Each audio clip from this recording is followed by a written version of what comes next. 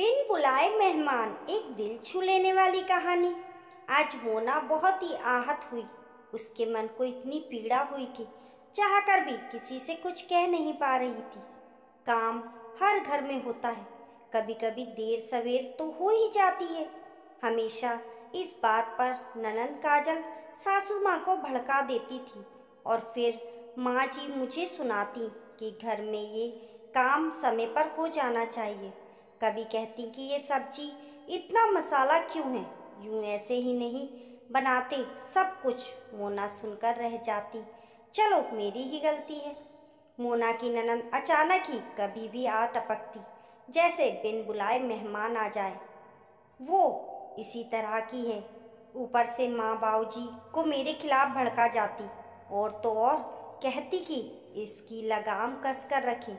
जब उसने ये बात सुनी तो उसके कान को विश्वास नहीं हो रहा था।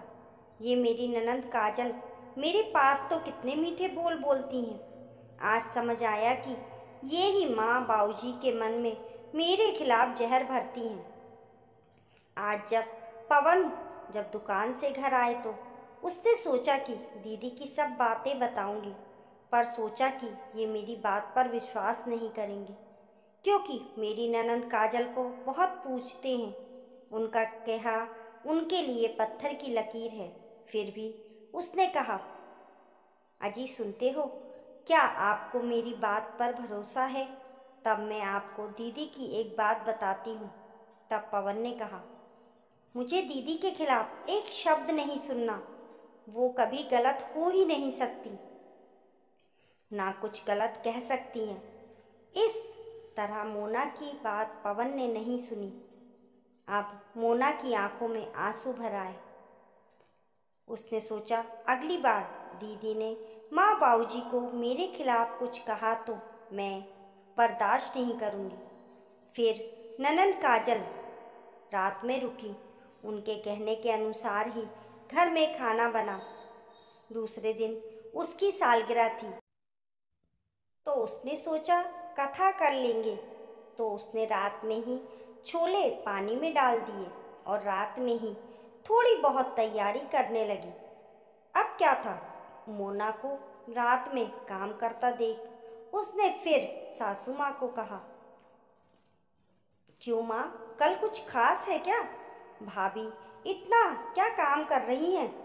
फिर उसकी सासू माँ ने कहा, रुक, मैं पूछती हूँ, बहू इतनी खटर पटर क्यों हो रही है? तब मोना ने कहा, माँ जी, मैं कल के लिए छोले पानी में डाल रही थी। चटनी और मसाला सब्जी के लिए पीस कर रख रही थी। कल हम कथा करा लें, क्योंकि हमारी सालगिरह है। इतने में उसके पति पवन आ गए, तो उन्होंने भी बात सुनी। अब ननंद काजल ने उसको ही कटघरे में खड़ा कर दिया और पूछा, भाभी, हमसे या माँ बाबूजी से पूछे बगैर ही तुम तो अपनी मनमानी करने लगी। फिर मोना ने कहा, दीदी ये मेरा घर भी तो है, मुझे क्या करना है क्या नहीं, ये आपसे हर बात पूछना ज़रूरी है क्या? मैंने माँ जी को कुछ दिन पहले पूछा था, तब उन्होंने कहा कि जैसा करना है करो। मैंने हाँ ही समझी। अब तो बात का बतंगड़ बनना था। अब पवन ने जब अपने कानों से सुना तब उसे यकीन हुआ कि कैसे माँ और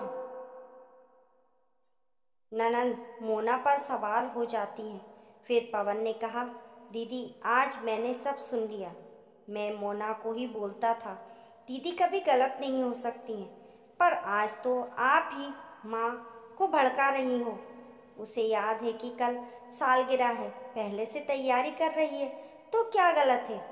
ये घर भी उसका है, वो जो चाहे कर सकती है। ये हमारी फैमिली का हिस्सा है। अब मैं और रोक टोक बर्दाश्त नहीं करूँगा। आज मोना की आंखों में खुशी के आंसू आ गए और बहने लगे। उसे लगा कि उसके पति ने उसके लिए बोला, यही सालगिरह का तोहफा है, क्योंकि जब पति को बताने पर एहसास नहीं होता था, पर आज उन्होंने खुद सुना तो समझ आ गया कि दीदी ही माँ को भड़काती हैं। अब उन्हें यकीन हुआ। आज ननंद काजल की बोलती बंद हो गई। अब माँ भी कुछ नहीं बोल पाई, क्योंकि बेटे को अपने खिलाफ नहीं देखना चाहती थी। अब ननंद ने सोचा, भाई भी मेरे कहे में नहीं रहने वाले हैं। वह भी चुप रह गई।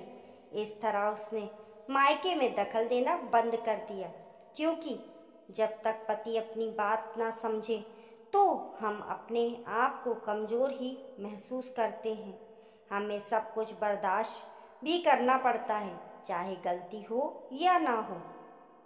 दोस्तों, परिवार में भाभी या बहू आती है, उसे भी अपनापन का एहसास कराएं। उसकी भी इच्छाएं, उसका भी अपना घर है और मायके में मान सम्मान बना रहे। इसलिए ननंद को कम से कम हस्तक्षेप करना चाहिए, ताकि भाभी का भी प्यार मिले।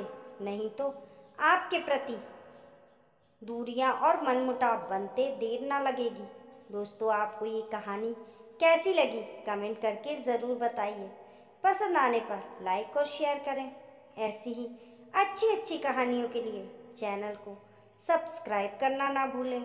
मिलते हैं फिर एक नई कहानी के साथ। तब तक के लिए नमस्कार।